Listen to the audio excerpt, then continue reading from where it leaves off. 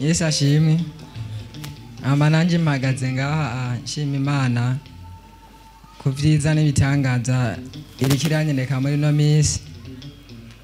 Noshima vyinshi kubera haraheze igihe kitari gito ngwaye ibintu ntazi, ariko kuva mu kwezi kwa 11 niho natangwe kugwara ibintu bikanca intege. Nari maze nk'imyaka ishika kuri 3 bidakunze ko mbandanye ishuri, nagarukiye mu 11 muga muri ico gihe cyose namaze nari mfise ingoga gutera imbere, mugabo ntivyakunda, sinabona iyo bija. Amahera ndayaronse yaca mu myanya y'intoki, mbajije bakambwira none we ni gute, abavyeyi bakambwira wewe none bimeze gute kivyawe bitutabibona. Naronka udufaranga ugasanga twajanye n'abagenzi mu bubare, ubuhera bwose naronka bugahera. Muzehe ambajije ati none we nta n'ikiro cy'ibiharage, kubera na muzehe si birebire aronka. Nkavuga ati kweri nkacanja kugurana, ariko Imana agiye inyiyereka buke buke, harageze ahantu ndonka ahantu ku gicaniro ngenda bansengera buke buke.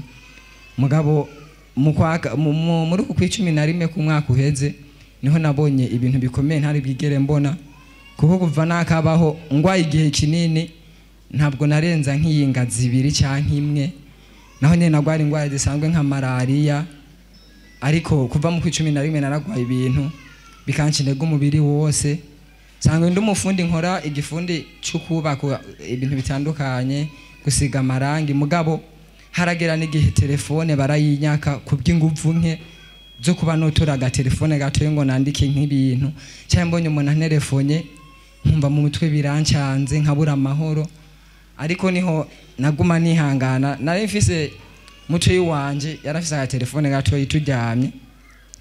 Kenshi iyo ivyo bintu bindekuye naca numva ngomba gusenga, nkumva notazira Imana. Harageze n'igihe muhera aravuga ngo uraraba urya mwana agomba sare, kuko vyarabaye ijoro rimwe ndabohoka. Maze kubohoka ico nakoze, hari indirimbo nakunda kuguma ndirimba. Izo nibirebire vuga ikintu Imana yakoze. Imana ikintu rero yankoreye novuga byinshi, ariko ako ga telefone naragafashe hajya dimashe mu gitondo cya kare shira kuri Buja FM cyanumva ubutumwa bwo ngaha muri ko musenga. Ndumva ko musenga abantu bagakira, abantu bagashinga intahe. Navuga ati aho hantu nzo hamenya gute. Niho hageze n'igihe ndomuka ndava muhira, kubera naguma ndi muhira bikanka, nkabura ico mfata n'ico ndeka. Abavyeyi bakambwira ati we gute. Ikimbabaza cyane rero nagiriye mari Imana imbabarire, kandi munankomeze mu nsengera.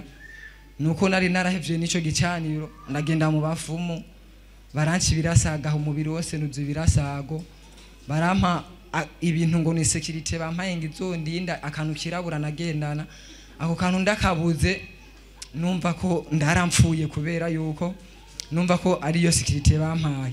Mugabe ijwi ry'Imana ikaguma rimbwira ngo wewe ntabwo uzokirira muri ivyo, wowe uzogenda ahantu bagusengera ivyo bintu bikurekuwe. Ndashima Imana yo ngaha muri repentance, naje ngaha mu ndwi iheze ntangura kuza ngaha ari ku wa 2. Nambere ndamanda nazimira, nadugiye kuri kote buca na telefona kuri ya nimero mwaba mwatanze ku radio. Ndatelefona sinzi wanyakiya carambara wazimiye, wari kurukira ngaha kujya mbere ucuduka gatoyi ku metero 30 bushitse. Niho nagaruka nshashika ngaha mu masaha 5 mu masaha 4 n'inusu camera gutonda kuri iriya poto. Ndavuga ati none cyo abanshikira nzoba namaze gupfa, kuko nabona menga sinzi yondi ubwenge bwarazimira. Ibintu byose narenze gukora ivyo bintu byamfashe nkazimira. Hama rero ndatonda ndihangana, ndashika mu biro byanyu muransengera. Ntimwambwiye birere, mwambwiye ngivyo biraboshe gose, ubisaba ko bagusengera. Ndagenda baransengera. Ndashimira Imana rero kubwo igendira nyereka, baransengera ndataha. Naho bansengera ariko amasengesho nshike naca no mu mutwe nazimiye, ntibagira nivyo bansengeye. Mutubwira ngo tuze turasenga dusaba inkomezi, je naragira ngaha mukambwira muganshitse ngo nsenge itiro ibiki byose bigaca vyanka, nkaca mitamo kujya muko nyene.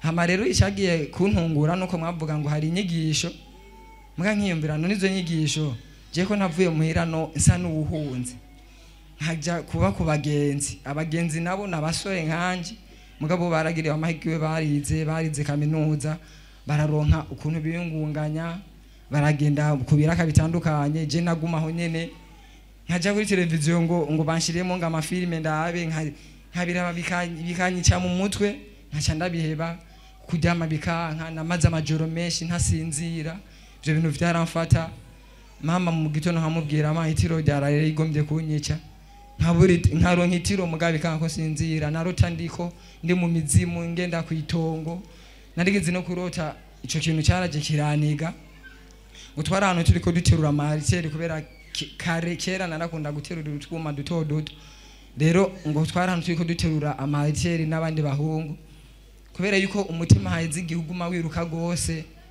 ico gihe ngo bariko turiko duterura narateruye ndaterura cyane nyarutsa umutima ngucukora cyane urakora cyane impwemu ngo zasohotse mu ndazumva ubu bimeze gute rero Imana ico yakoze rero kuva naza ngaha naciye nza rero muri zikanyigisho zo kuwa kane kundweze naraje muganda ataha numva vyanse ndabura nico mwanyigishije kubera narashaka kubifata muganka buri ico mwanyigishije kuri yindwi rero icyantunguye naraje kuwa kabiri baransingira ndagenda kuwa kane ngarutse uca wigisha kubijanye no kuja kubafumu n'ivyinyenyeri zanyazwe uwo munsi nyene niho nabohokeye narumvise imbaraga ziraza ndumva muri jewe ndumva ibyishimo ntangura kubona akazi mu mutwe gatangura kongera ibikorwa nakora bitangura kongera kuza ndabibona havuga ngo ubu nofata ati umuntu yombwira planta kajya kazuno gahera nkakaduza bikagenda neza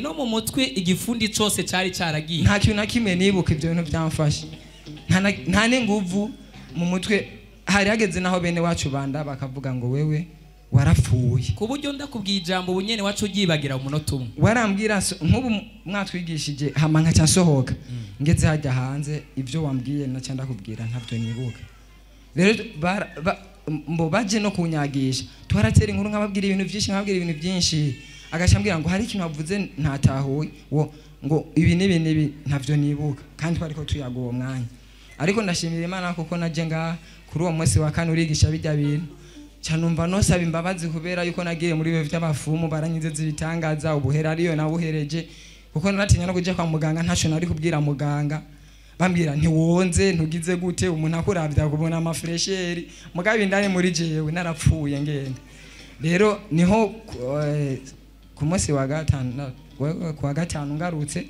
umukozi w'Imana nyakiye yambwiye ngo mbona wishiye ndamubwira nanje numva nishimye Imana yabyubahira amen hama ndamubwira ati mbona acambwira ngo warari inkoko ngo warari je ndamubwira nari duharage nakaga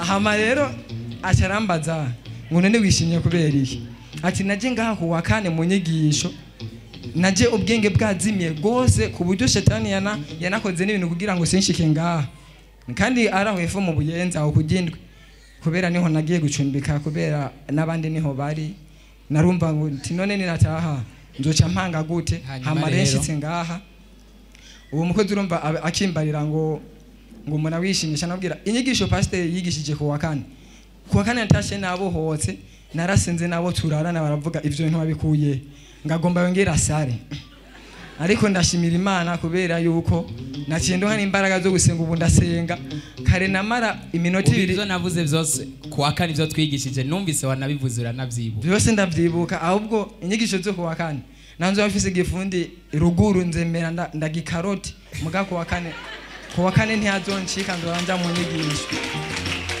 Imana rero ihabwe cyubahiro kuko ubu ndiko ndabohoka ejo hari amasengesho yakaraga umugana cyendo nka telefone umuntu ambwira ngo uraza tugende gutera udukarongora ariko ronka na kujya ndazurarende kuko nari namubwiye kuwa kane ati nabohotse hama rero ejo naragiye ku kazi turatera udukaro two muri sheno ajya mu mireko y'amatwatirikashe ibintu nakoze ratangaye wari umaze igihe none nturuha wapi sindushi nta mugongo cika tinumva gashoke nyene buke mugabo nibisanzwe Imana yabwe icubahiro ahantu nahabonye Imana mu gihe gitoyi nta kwizera nari mfise ariko ubu ndumva kwizera muri Imana yabwe icubahiro dukomere Imana mashi